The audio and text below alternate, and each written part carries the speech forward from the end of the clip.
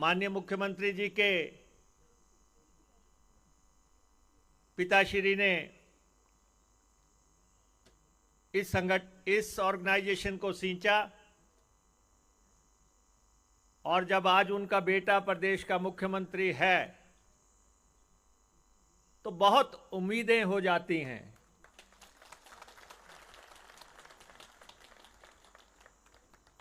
क्योंकि ऐसा मौका बार बार नहीं आता है। दो लोग यहां बैठे हैं, मुख्यमंत्री जी बैठे हैं, जिनके पिताजी आपके साथी रहे, हमारे एमडी साहब के पिताजी, उन्होंने यहाँ पे सर्विसेज दी और सबसे महत्वपूर्ण तो यह है कि 24/7 जो है 24 घंटे सातों दिन जो ऑर्गेनाइजेशन अपनी सेवाएं दे रहा है पिछले 50 साल से लगातार, उस ऑर्गेनाइजेशन ये भी एक आपात सेवा ही है। आप लगातार देखते हैं कि हमारे कर्मचारी पंडाल में बैठे हुए हैं, लेकिन उनकी चिंताएं रूट चलाने की हैं। बस लेके जाना है, उसके साथ जाना है।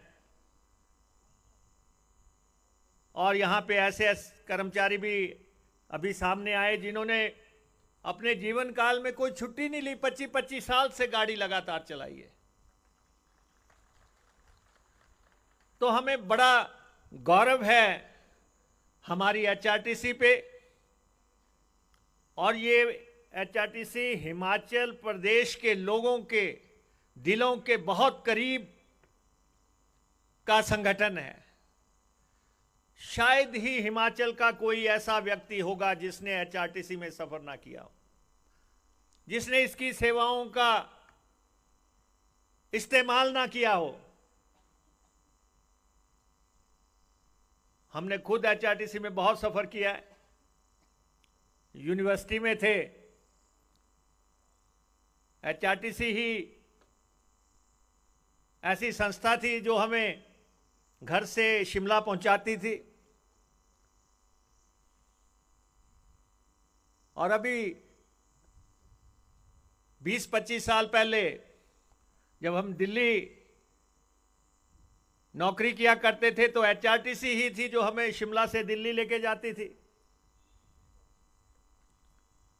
तो इसलिए रोजाना 6 लाख लोगों को जो है सफर करवा रही है, उस संगठन का नाम एचआरटीसी है। जो 20 करोड़ किलोमीटर चलती है वो एचआरटीसी है। मैं माननीय मुख्यमंत्री जी का आभारी हूं कि लगातार वो हमारी मदद कर रहे हैं, लगातार हमारा सहयोग कर रहे हैं। आज के इस कार्यक्रम में हमारे कर्मचारी यूनियंस के नेता, उन्होंने भी विचार रखे। हम लोकतंत्र को मानने वाले लोग हैं, हम यूनियंस को मानने वाले लोग हैं।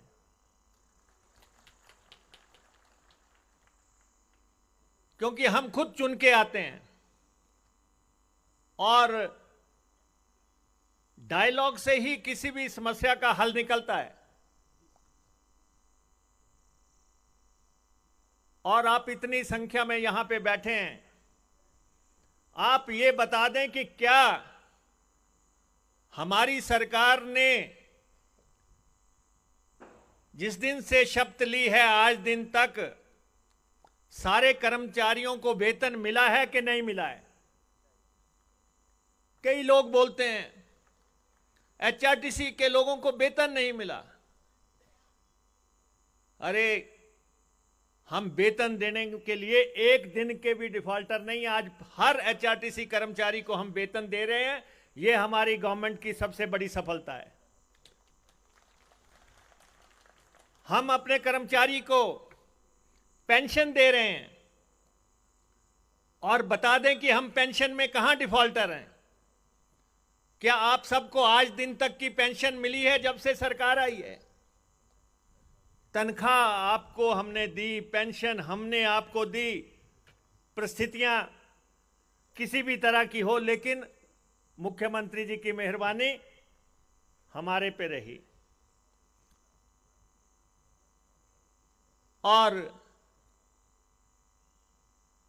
आज हम मुख्यमंत्री जी से नहीं, प्रदेश के वित्त मंत्री से बात करना चाहते हैं, जिनके पास खजाने की चाबी है।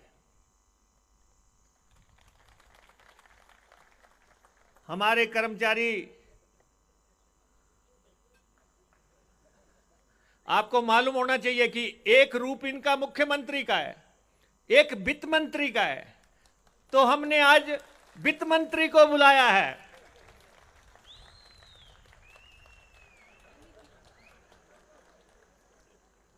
और मुझे पूरी आशा है कि अपने पिताजी के सपनों को साकार करते हुए ये आपको हरगिज निराश नहीं करेंगे।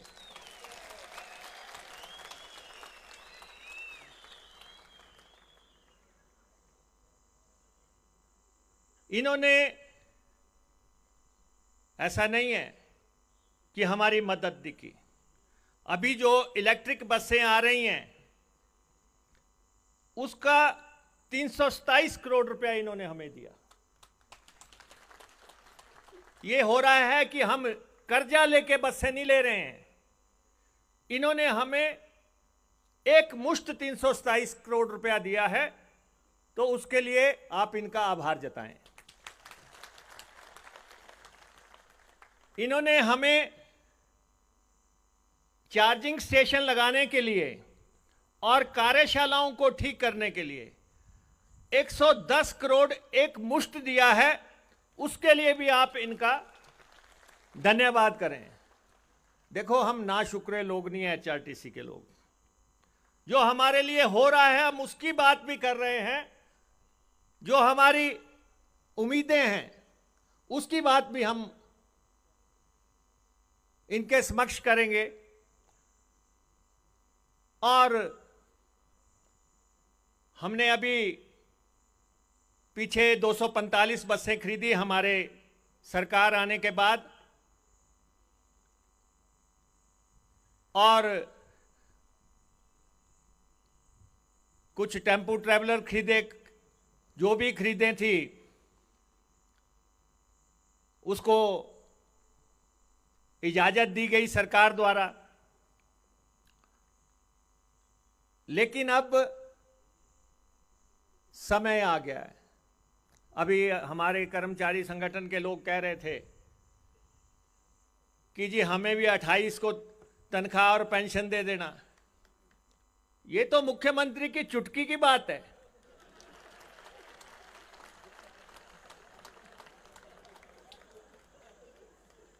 ये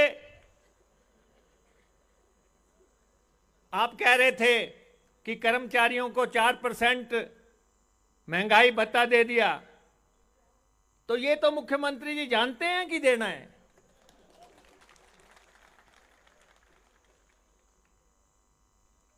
और सबसे बड़ी बात यह है, मैं मुख्यमंत्री जी से आग्रह करना चाहता हूं, सारा दिन जो लोग स्टीयरिंग पे बैठे हुए हैं, सारा दिन जो गाड़ी में खड़े होकर चल रहे हैं, जिन्होंने ना अपना परिवार देखा ना बच्चे देखे, उनका मेडिकल क्लेम 9 करोड़ रुपया खड़ा है। आप एक मुश्त अनाउंसमेंट करें इसकी। एक मुश्त जो है, बाकी कुछ भी हो सकता है, लेकिन आप बस में 24/7 बैठे हैं, बीमार हो रहे हैं और 9 करोड़ रुपया खड़ा हो गया। लेकिन मैं आप सबसे ये कहना चाहता हूं, साथियों से, आप हमारे परिवार के सदस्य हैं, दूसरे चौथे दिन अखबार में मत दे दिया करो हम चक्का जाम करेंगे।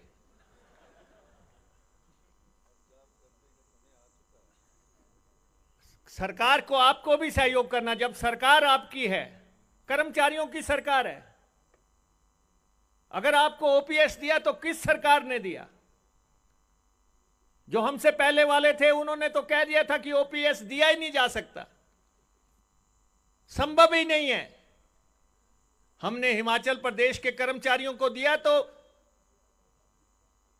मुख्यमंत्री जी ने एचआरटीसी के कर्मचारियों को भी ओपीएस देने की इजाजत दी। यह बहुत बड़ी बात है। आपका जीवन सिक्योर करने के लिए अगर एचआरटीसी को ओपीएस दी गई है तो आपको धन्यवादी होना चाहिए। और हम चाहते हैं, अब हम देखते हैं, हमारे पत्रकार साथी भी यहां पे बैठे हुए हैं, 3200 बसें हम चलाते हैं। इतना बड़ा ऑपरेशन जब चलता है, कहीं भी एक बस खराब हो जाती है, कहते जी एचआरटीसी की बस को धक्का लगाया जा रहा है।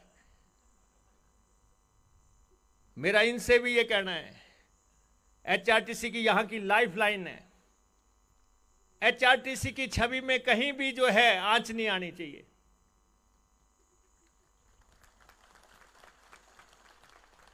अरे एचआरटीसी को कहीं बस में धक्का लग गया। अभी मैं परसों जहाज से दिल्ली से आया, जहाज स्टार्ट करने के लिए धक्का लग रहा था। गाड़ी लगाई हुई थी उन्होंने, पता नहीं कहां तक खींच के ले गए। ये तो प्रदेश के दूर दराज दुर्गम इलाकों में सेवाएं देते हैं। और जब हम वीडियोस देखते हैं, उनको देखने से ही दिल दहल जाता है कि कैसे गाड़ी लेके गया होगा ड्राइवर। लेकिन एचआरटीसी का ड्राइवर हिंदुस्तान के बेहतरीन ड्राइवरों में से एक है।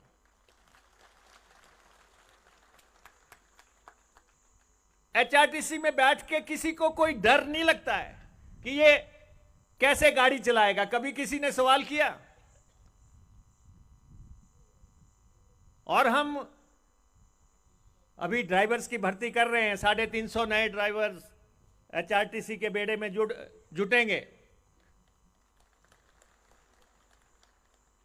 350 कंडक्टर अभी हमने भर्ती किए हैं और पूरी तरह कमीशन से भर्ती की है। ड्राइवर की भर्ती भी हम ऐसा ही कर रहे हैं, क्योंकि जिसको 50 लोगों की जान लेके चलना है उसमें किसी की सिफारिश नहीं चल सकती, वो बेहतरीन ही होने चाहिए। तो इसलिए हमें बहुत फक्र है इस ऑर्गेनाइजेशन पे। जिस ढंग से सेवाएं दी गई हैं, हजारों हजारों किलोमीटर्स की, अब मंदिरों को हम सेवाएं देने की कोशिश कर रहे हैं, नई बसें लाने की कोशिश कर रहे हैं। लेकिन 2-3 बातें जो मुख्यमंत्री जी को मैं बताना चाहता हूं, मालूम इनको भी है क्योंकि बहुत नजदीकी से ये एचआरटीसी से जुड़े रहे हैं। एचआरटीसी उस जगह जाती है जहां कोई नहीं जाता है। घाटे के सारे रूट हम चलाते हैं। सुबह ही जनार्था जी की चिट्ठी आ जाती है कि ये बस भी चलाई जाए, 10 किलोमीटर बढ़ाई जाए, 5 किलोमीटर बढ़ाई जाए। तो ये काम हम सरकार के कहने पे करते हैं। सरकार कहती है, तो इसलिए इस संस्था को शुद्ध व्यापारिक नजरिए से नहीं आंका जा सकता।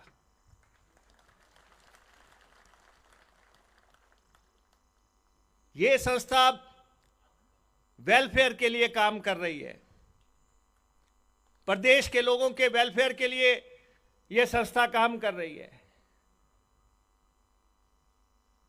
आपने हुक्म कर दिया, सरकार ने हुक्म कर दिया कि महिलाओं को 50% मुफ्त यात्रा होगी।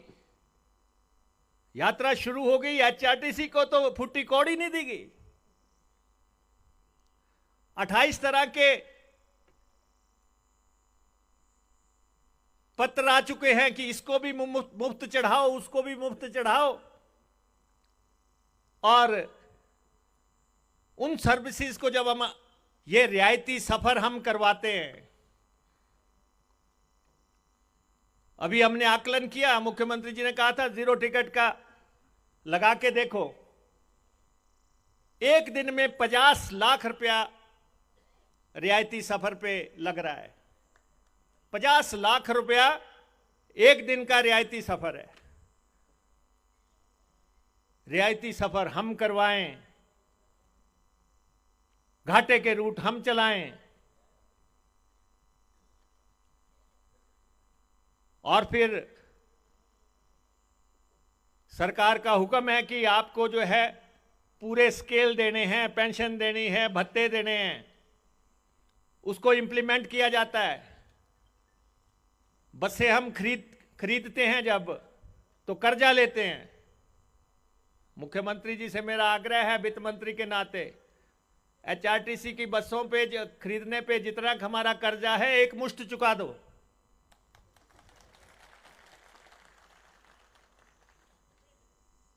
और हमने अभी इजाजत दी, सरकार ने हमें 200 नई बसें खरीदने की। हमारा इनसे आग्रह है कि बसें हम खरीदेंगे, लेकिन गारंटी तो भर दो,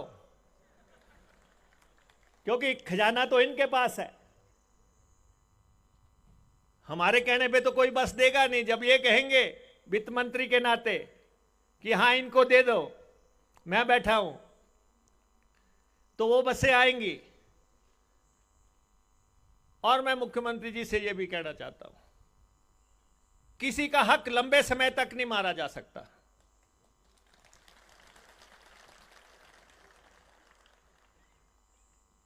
ये जो ओवर टाइम है, इसके बारे में आप कोई निर्णायक फैसला कीजिए। कोई निर्णायक फैसला कर दिया जाए। जिन्होंने काम किया है, जिन्होंने रात रात भर बसें चलाई है, उनके ओवर टाइम के भुगतान के बारे में फैसला आपको करना है। वैसे मैं आपको बता दूं, जिसको मुख्यमंत्री ने देना होता है दे रहे हैं।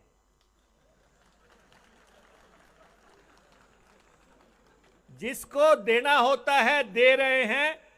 आप भी अभी मुख्यमंत्री जी मंच पे आ रहे हैं और तालियों सीटियों से इनका स्वागत करें, ताकि ये सब चीजें दे के जाएं।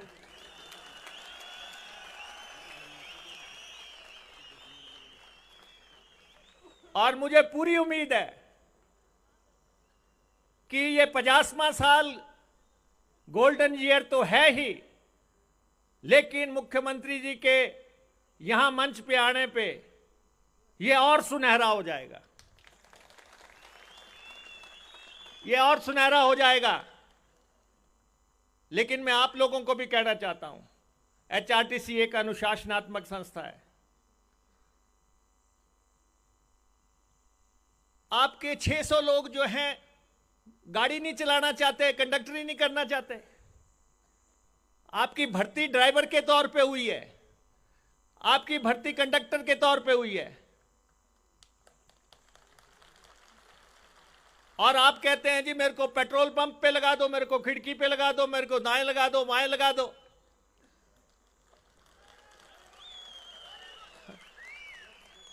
एक लाख रुपया तनख्वाह लेके खिड़की पे खड़े रहोगे?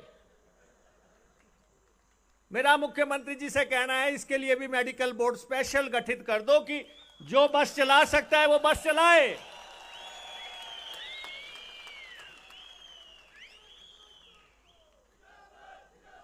ये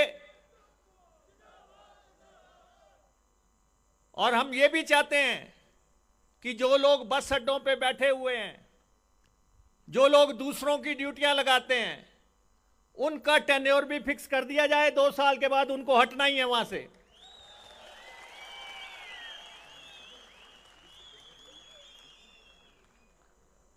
एक व्यक्ति जो है उसको ड्यूटी नहीं मिल रही है दिल्ली की, दूसरा चले ही जा रहा है। कुछ फैसले तो हमें करने पड़ेंगे। अब मुख्यमंत्री जी कहते हैं महिला कंडक्टर भर्ती कर दो। अरे भाई, महिला कंडक्टर हम भर्ती करते हैं, हम आपके भावना को जो है ट्रांसलेट करते हैं। जिस दिन उनको भर्ती कर लेते हैं, कंडक्टर कहते हैं जी देखो महिलाएं, इसको बस पे मत चढ़ाओ। अरे भाई, अगर कंडक्टर भर्ती हो रहे तो चढ़ो ना बस पे।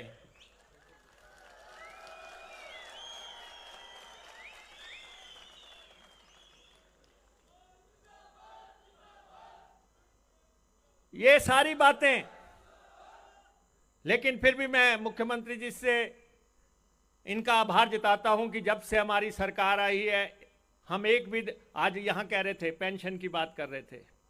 अरे पिछले महीने हिमाचल के कर्मचारियों को जब 10 को पेंशन मिली, आपको 4 को मिल गई थी, क्योंकि मुख्यमंत्री जी का स्पेशल ध्यान जो है एचआरटीसी पे फोकस्ड है। और ये भी है,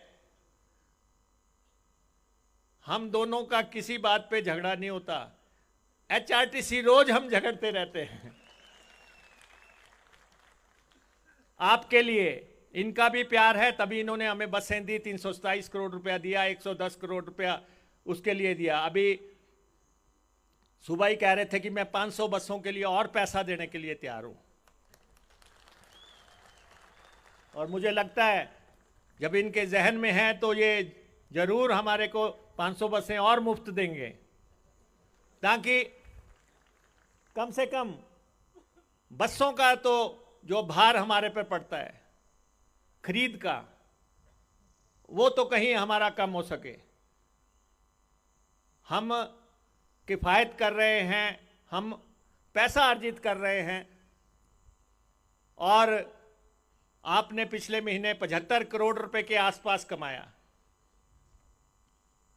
मुख्यमंत्री जी ने मुझे कल ही बात करते हुए कहा, कहते कि जो ड्राइवर जो है मुनाफा कमा के लाता है बस में, उसको स्पेशल इंसेंटिव का ऐलान किया जाए। जो मुनाफा लाएंगे, अरे भाई अगर प्राइवेट वाले कह देते हैं चलो चलो ब्याज ना चलो, ब्याज ना चलो, आप भी लगा दिया करो एक आधी आवाज, क्या फर्क पड़ता है। ऑर्गेनाइजेशन का पैसा कमाने के लिए सेल्फ डिपेंडेंट हमें बनाना है, एचआरटीसी को आत्मनिर्भर बनाना है। और समय के साथ मुझे लगता है, लेकिन फिर भी मुख्यमंत्री जी से मेरा ये आग्रह है कि जब तक एचआरटीसी आत्मनिर्भर नहीं होती, आप एक फिक्स्ड ग्रांट जो है हमारे लिए घोषित कर दो कि इतना पैसा हम आपको देंगे, आप कैलकुलेशन कर लेना। हमारे ऑफिसर्स, आपके ऑफिसर, फाइनेंस के ऑफिसर, सबको बैठ के माइक्रो लेवल तक आप देख लें, ताकि एक फिक्स ग्रांट हमें मिले। हमें 3 चीज़ों का बहुत भारी खर्चा है। एक, हम तनख्वाह जो है 45 करोड़ रुपया खर्चते हैं, पेंशन पे हम 25 करोड़ रुपया खर्चते हैं, डीजल पे हम 45 करोड़ रुपया खर्चते हैं, और उसके अलावा जो है ये किश्तें देनी है बसों की, कोई टायर खरीदना है और कोई पुर्जे खरीदने हैं। पहले तो एचआरटीसी को लोग उधार नहीं देते थे, हमने गुडविल कायम कर दी, हर महीने बिल चुकता कर रहे हैं टायर वालों के, पुर्जे वालों को। अब हमें कोई इनकार नहीं करता बाजार में। यह कांग्रेस सरकार के आने के बाद हुआ है। इसलिए 50 साल की मैं आपको मुबारकबाद देता हूं। बहुत ही शानदार सफर है, और आपने उस प्रदेश में जहां पे ना तो रेल ट्रैवल है ना हवाई ट्रैवल है, जिसमें सड़कों के माध्यम से जाना है, वहां आपने हिमाचलियत के लिए जो काम किया है, आपको हमेशा याद रखा जाएगा। आपकी सेवाओं को हमेशा याद रखा जाएगा। और आज मुख्यमंत्री जी जब मंच पे आएंगे, उसके बाद इनको भी हमेशा याद रखा जाएगा। आपका बहुत बहुत धन्यवाद।